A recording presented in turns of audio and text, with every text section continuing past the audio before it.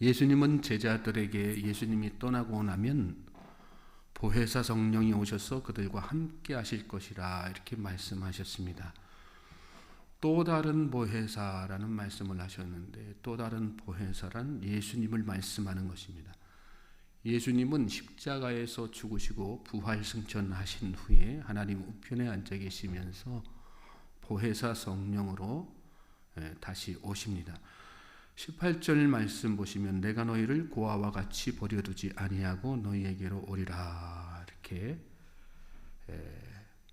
단언하시죠. 너희에게로 올 것이다. 예수님이 육신으로 오셨을 때에는 세상 모든 사람들이 예수님을 알 수 있었어요. 그렇지만 보혜사 성령으로 오시는 예수님은 믿는 자들만 알 수 있습니다. 성령님은 믿는 자들에게 임하시는 분이기 때문입니다. 우리가 예수님을 영접하면 예수님이 보혜사 성령으로 우리 안에 들어오십니다. 그것을 신학적으로는 내주하신다 그렇게 표현합니다.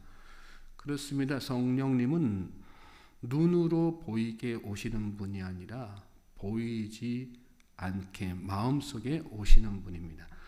세상은 알지 못하지만 너희는 안다. 앞에서 그런 말씀을 하셨어요. 성령 받은 사람만 알 수 있는 것이 성령님의 존재라는 말씀입니다. 내 안에 성령님이 계시다는 것을 확신하는 사람만 성령님과 같이 호흡할 수 있고 성령님의 존재를 느낄 수가 있는 것입니다. 저는 저와 여러분이 그런 확신 가운데 사실 수 있길 바랍니다. 우리가 예수님을 영접한 순간 그 순간에 우리 안에 성령님으로 예수님께서 들어와서 내주하시는 거예요. 그리고 우리가 살면서 물론 우리의 육신의 연약함으로 인해서 이렇게 넘어지고 저렇게 넘어지지만 우리 안에 그렇게 들어와 계신 예수님은 결코 떠나는 법이 없으세요. 믿습니까? 사람은 하나님을 떠나지요. 그러나 하나님은 우리를 떠나시는 법이 없어요. 예수님을 우리는 종종 멀리하고 떠나지만 예수님은 우리를 절대로 멀리하고 떠나시는 분이 아니세요. 항상 우리 안에 거하시면서 우리가 어떻게 하면 하나님께서 기뻐하시는 대로 또 하나님께서 기대하시는 대로 믿음의 길을 잘 갈 수 있을까? 우리와 함께 하시고 또 우리로 하여금 그렇게 믿음의 길을 걸어갈 수 있도록 인도하시는 분이 바로 예수님이시고 보혜사 성령님이시라는 것을 여러분 믿으시기 바랍니다. 19절 말씀 보십시오. 조금 있으면 세상은 다시 나를 보지 못할 것이로되 너희는 나를 보리니 이는 내가 살아있고 너희도 살아있겠습니다. 이런 말씀을 그래서 덧붙이신 거예요. 성령님은 살아서 역사하시는 분입니다. 그래서 영이 살아있는 사람, 또 성령의 사람은 그 성령님을 삶 가운데서 생동적으로 살아있다는 것은 그런 의미 아니겠습니까? 생동적으로 경험하게 되어 있는 겁니다. 하나님이 불편해하시는 일을 하면 마음이 불편해지지요. 그러니까 윤리적, 도덕적으로 잘못된 일을 하면 양심의 거리낌이 있지만 하나님이 기뻐하지 않으신 일과 윤리적, 도덕적인 잘못된 일과는 질적으로 차이가 있는 거거든요. 성령의 사람은 하나님이 불편해하시는 일을 하면 마음이 불편해지게 되어 있어요.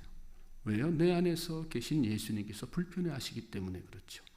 그 불편한 감정을 생생하게 느끼는 거예요. 살아있는 분이기 때문에. 또 하나님이 기뻐하시는 일을 하면 마음이 기뻐집니다. 내 안에 계신 그 성령님의 감정이 그대로 나에게 느껴지기 때문에 그런 것입니다. 자, 그러면 믿는 자들의 마음속에 내주하시는 성령님은 구체적으로 우리 안에서 어떤 일을 하실까요? 20절 말씀 보시면 그날에는 내가 아버지 안에 너희가 내 안에 내가 너희 안에 있는 것을 너희가 알리라. 여기 말씀의 그날은 예수님이 다시 오시는 날, 한편으로 예수님이 지상 재림하시는 날도 되지만 이 문맥 가운데에서는 성령님으로 내주하시는 그날이라고 하는 의미가 더 강하죠. 너희가 내 안에 내가 너희 안에 있는 것을 너희가 알리라. 성령님은 우리 안에서 예수님이 내 안에 계신다는 확신을 주신다는 말씀이죠. 내가 예수님 안에 거하는 사람이구나. 예수님이 내 안에 거하시는구나. 그것을 깨닫게 하시고 확신을 주시는 것. 그 성령님의 아주 중요한 사역입니다. 성령의 사람이 아니고서는 알 수 없는 그런 신비를 체험하게 만들어 주시는 거죠. 21절에는 나의 계명을 지키는 자라야 나를 사랑하는 자니 나를 사랑하는 자는 내 아버지께 사랑을 받을 것이요 나도 그를 사랑하여 그에게 나를 나타내리라. 성령님께서 하시는 일 또 한 가지는 뭡니까? 말씀을 지키는 자가 되게 하신다. 특별히 그 말씀을 강제적으로나 억지로가 아니라 사랑의 마음으로, 그렇죠. 예수님을 정말로 사랑하면 예수님의 말씀이 저절로 지켜지죠. 마음속에서 우러나와서 이렇게 지키게 되는 그 일, 성령께서 우리 마음속에 그런 감동을 주시고 예수님의 사랑을 체험하게 만들어 주셔서 그렇게 말씀을 자발적으로 지켜나가는, 순종하는 사람 되게 하시는 거죠. 같은 일을 해도 성령의 사람과 그렇지 않은 사람은 다릅니다. 과정이 다르고 열매가 다 달라요. 성령의 사람은 매사에 그 예수님의 사랑이 막 드러나요.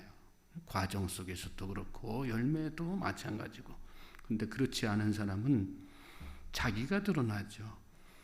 성령의 사람이 하는 일은 결과를 떠나서, 그래서 다른 사람에게 감동이 되고 여운이 남게 하지만 그렇지 않은 사람은 허무함이 남고 피로감이 남게 만듭니다.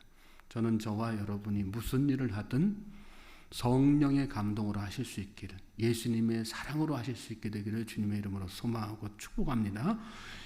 22절 23절 보시면 가룟 아닌 유다가 이르되 주여 어찌하여 자기를 우리에게는 나타내시고 세상에는 아니하려 하시나이까. 예수께서 대답하여 이르시되 사람이 나를 사랑하면 내 말을 지키리니 내 아버지께서 그를 사랑하실 것이요 우리가 그에게 가서 거처를 그와 함께 하리라. 가룟 아닌 유다가 예수님에게 왜 세상에는 나타내지 아니하십니까 말씀하시니까 예수님께서 그 대답하고는 좀 상관없는 그런 대답하는 것 같지만 이 말씀을 잘 이해하면 거기에 대한 답을 분명하게 주시는 거예요. 우리가 그에게 가서 거처를 그와 함께 하리라. 성령님은 세상 소망이 아니라 천국 소망을 품게 하시죠. 그러니까 이 유다가 마음속에 여전히 세상 소망에 대한 미련을 버리지 못하고 있으니까 예수님께서 성령의 사람이 되면, 보혜사 성령께서 와서 그의 안에 내주하게 되시면 그런 세상 소망이 아니라 거처, 여기서 거처는 하나님의 나라 아니겠어요? 하나님 나라의 소망을 품고 살게 만들어 줄 것이다. 그런 말씀입니다. 성령님은 우리 안에 내주하셔서 그런 소망을 품게 하세요. 그래서 성령님이 내주하시면 그 사람에게는 그 어디나 다 하늘나라가 되는 것이죠. 우리가 자주 부르는 찬송이 있습니다. 내 영혼이 은총 입어 중한죄짐 벗고 보니 슬픔 많은 이 세상도 천국으로 화하도다. 할렐루야. 찬양하세 내 모든 죄 사함 받고 주 예수와 동행하니 그 어디나 하늘나라. 성령의 사람은 그렇습니다. 세상 소망이 아니라 천국 소망 품고 살기 때문에 지옥 같은 환경에서도 천국 생활을 누리는 것입니다.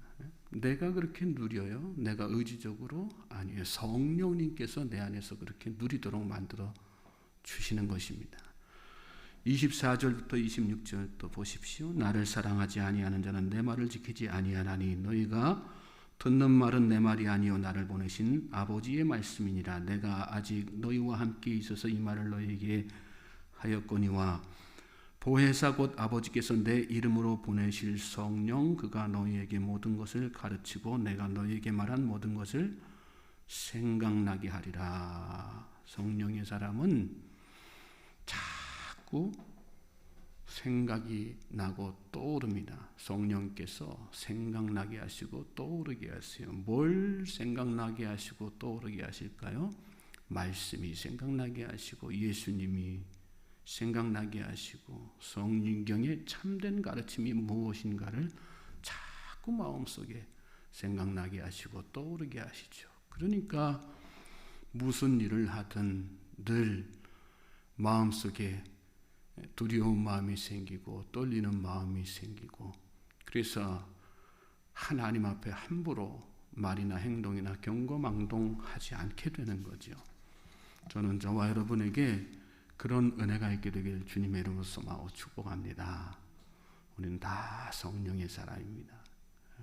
말 한마디, 행동 하나 다 성령께서 기뻐하시고 성령께서 생각나게 하시는 그런 말들을 해야 되는 거죠. 27절 29절부터 29절 보십시오. 평안을 너에게 끼치노니 곧 나의 평안을 너에게 주노라. 내가 너에게 주는 것은 세상이 주는 것과 같지 아니하니라. 너희는 마음에 근심하지도 말고 두려워하지도 말라. 내가 갔다가 너에게로 온다 하는 말을 너희가 들었나니 나를 사랑하였더라면 내가 아버지께로 감을 기뻐하였으리라. 아버지는 나보다 크심이라. 이제 일이 일어나기 전에 너희에게 말한 것은 일이 일어날 때에 너희로 믿게 하려 함이라. 성령님은 또 평안을 끼치시는 분이라. 예수님이 말씀하셨어요. 평안을 너에게 끼치노니. 성령님께서 우리 안에 내주하셔서 하시는 일도 바로 이 일이죠. 평안을 끼치시는 분. 끼치신다는 말씀은 우리에게 평안한 환경 만들어 주신다는 뜻이 아닙니다. 불안한 환경이지만, 두려운 환경이지만 그 환경에 지배당하지 않도록 영향력을 끼치신다는 말씀입니다. 남들은 두려운 상황 속에서도 알 수 없는 평안이 넘칩니다. 성령의 사람은. 남들은 애곡하고 애통할 상황이지만 기쁨을 누리게 됩니다. 이 성령의 사람은. 성령께서 그렇게 우리 안에서 영향력을 끼치시기 때문입니다. 그래서 성령의 사람을 세상 사람이 이해할 수 없는 거예요. 나는 분명히 두렵고 떨리는데 어떻게 저 사람은 저렇게 태어날 수 있고 평안할 수 있을까? 성령의 사람이 아닌 사람은 성령의 사람의 어떤 삶의 방식이나 태도나 이런 것들을 이해할 수가 없는 거죠. 이해할 수 없는 능력과 비밀과 신비를 가지고 하루하루 살 수 있는 저와 여러분 될 수 있길 주님의 이름으로 소망하고 축복합니다. 30절로 31절 보십시오. 이후에는 내가 너희와 말을 많이 하지 아니하리니 이 세상의 임금이 오겠음이라. 그러나 그는 내게 관계할 것이 없으니 오직 내가 아버지를 사랑하는 것과 아버지께서 명하신 대로 행하는 것을 세상이 알게 하려 함이로라. 일어나라 여기를 떠나자 하시니라. 마지막 순간까지 예수님이 사명을 감당하시는 것을 이 말씀 가운데서 깨닫게 되죠. 그렇죠. 성령의 사람은 마지막 순간까지 주님의 목적, 주님의 사명을 이루며 살게 되어 있습니다. 그것이 무엇입니까? 영혼 구원하는 일이지요. 세상 사람들에게 예수님이 그렇게 하셨던 것처럼 예수님과 예수님이 행하신 일을 알게 하는 그 일, 그것이 성령의 사람이 가지고 살아가는 인생의 어떤 삶의 목적이고 비전이죠. 성령의 사람에게만 주시는 거예요. 세상 사람들은 아무리 전도하라고 해도 전도할 수 없어요. 성령의 사람이 아닌 사람은 아무리 영혼 구원을 강조해도 영혼 구원하는 일에 관심 두지 않습니다. 성령의 사람은 거기에 민감해요. 왜? 예수님께서 하신 일이 마지막 순간까지 하신 일이 그 일이고 지금도 여전히 내 안에 내주하시면서 나를 독촉하시는 일, 나를 부추기시는 일이 바로 그 일이기 때문에 그렇습니다. 저는 저와 여러분의 오늘 하루가 그런 하루가 되기를 주님의 이름으로 다시 한번 소망하고 축복합니다. 우리 안에 성령님이 내주하고 계심을 확신하십시오. 삶의 목적이 달라지고 비전이 달라집니다.